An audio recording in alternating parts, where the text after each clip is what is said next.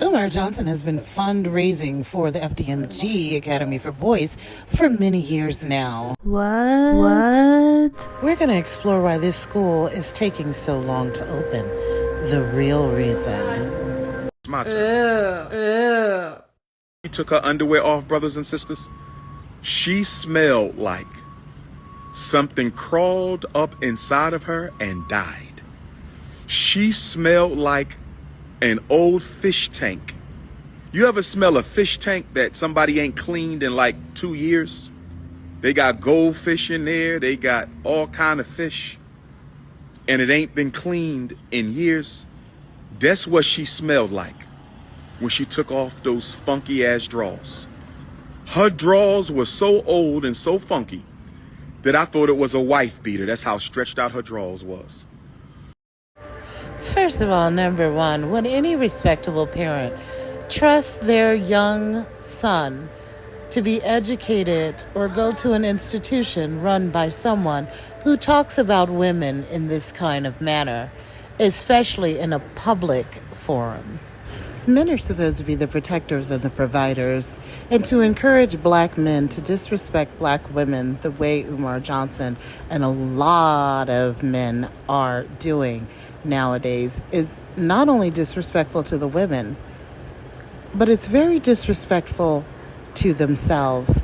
They cannot have any respect for themselves if they are disrespecting black women the way that they do. I do not think that Umar Johnson has good intentions as far as the black community, because if you did, you would make sure you encourage black men to respect black women, not just date black women or marry black women, but actually show us respect. And when you look at how his daughters have been treated, the mothers of his daughters have been treated, the way he treats his mother, and the way he talks about women that he has intimate encounters with, yeah, this man has no respect for women.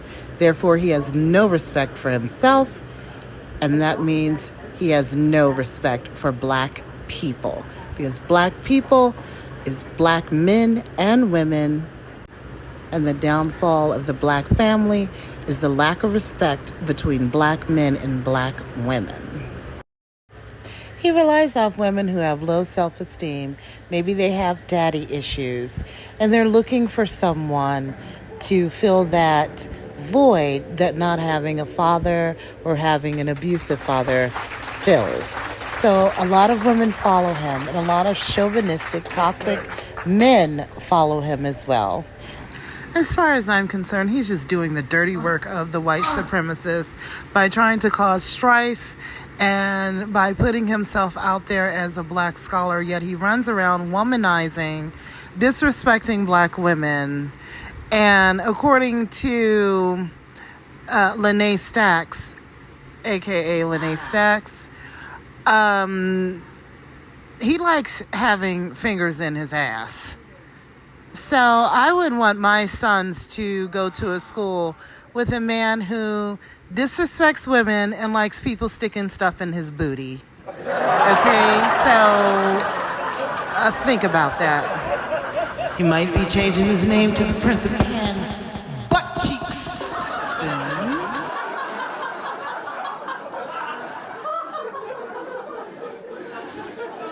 No, seriously, I don't see how someone could trust this person with their children, impressionable young men, to be around him. And he seems like he has a lot of secrets. He has a lot of hatred and disrespect for women. You could tell by the women that are closest to him in his life how he treats them. So, yeah, I'm not surprised he likes his booty hole being played with. That's probably why he is showing so much disrespect to women. He needs to go on and come out of the closet. As far as that school is concerned, don't trust it. It's not going to open anyway. Of people like him, it makes you think twice of donating to some sort of black organization. Black Lives Matter. You look at what they spent majority of their money on was LGBTQ projects. And That's not what they raised that money for. They raised that money because of the injustices in the criminal justice system towards black people who were killed by the police when their life did not have to be lost. So they sat and they grifted and raised all of this money, like, for example, off of George Floyd's death. And then when they got that money, majority of it went towards LGBTQ stuff and their personal finances. The reason Umar Johnson is not opening up that school is because he wants to grift off of the donation money. And this is all my opinion. And he does not want to officially open that school because majority of the people that would benefit from any type of school that has this fabulous curriculum that he's talking about, most of them cannot afford that tuition. This is a private school he is trying to open, and the reason it's taken so long is because he needs to grift off the donation money. Because if the school doors were open, those black people cannot afford the tuition that he would need to charge in order to make that school profitable. A lot of these people can barely rub two nickels together. They can't afford the tuition for a private education, a private K through 12 education, a private education for their children. So Delaware, the state of Delaware, pays about $18,000 in per pupil funding for their K through 12 public school students. Delaware does not have school choice vouchers. School choice vouchers is where the money would follow the student. So, for example, if Delaware is spending $18,000 on a pupil, that pupil/student would take that money to the private school that they choose to go to. Well, Delaware doesn't have school choice vouchers. The only thing they have is open public school, where you could go to any public school, charter school, regardless of your zip code. You're not confined to that particular school. That's just because it's in your neighborhood. But as far as school choice, where the student gets the parents get the money from the state or the county or whatever to send their children to a private school, no, they don't have anything like that in Delaware. And the way Umar Johnson has presented himself publicly, that school probably would not even get accredited. So no parent is going to send their kid to a school like that where they can't afford it, number one. And then number two, it's not even going to be accredited. So that's why it's taken so long for him to open up the school, because he never intends on opening up the school. He's just going to keep collecting donation money. So he's created a cult-like following because anyone donating to him have to know that it is a scam at this point. And if you don't know, obviously you've been brainwashed. It's a cult following. You're just trying to impress him, to get close to him, whatever your reasons are. Like the saying goes, mental health is real. So make sure you get some sort of therapy. And we will continue to see Dr. Umar Johnson on the scene, even if he were to get locked up for this scam. I believe that when he went on that rift about Siobhan Stone, a.k.a. Lene Stacks, accessing or having access to documentation for his school and personal, I think that maybe if she does have the information about the accounts, she may have evidence that he has been commingling funds or using that donation money inappropriately, which is against the law. It is fraud. But here's a little piece from Dr. Umar Johnson, and we will continue to hear him drop these gems to the black community while being a living contradiction. Thank you for listening, and thank you for watching. Like, share, and subscribe. And you know what pissed me off is when a black man thinks he's so privileged that he will bring his snow bunny into an all-black space. We having a black meeting about black problems, and this coon want to come and bring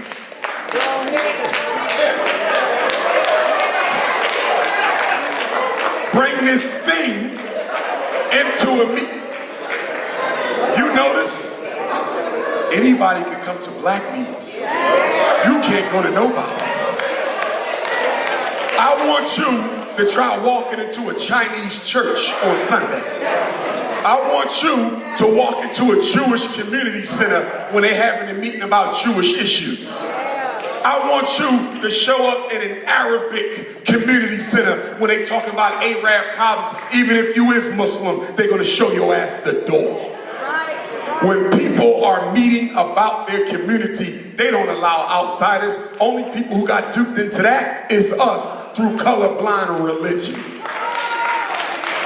The hell is colorblind religion?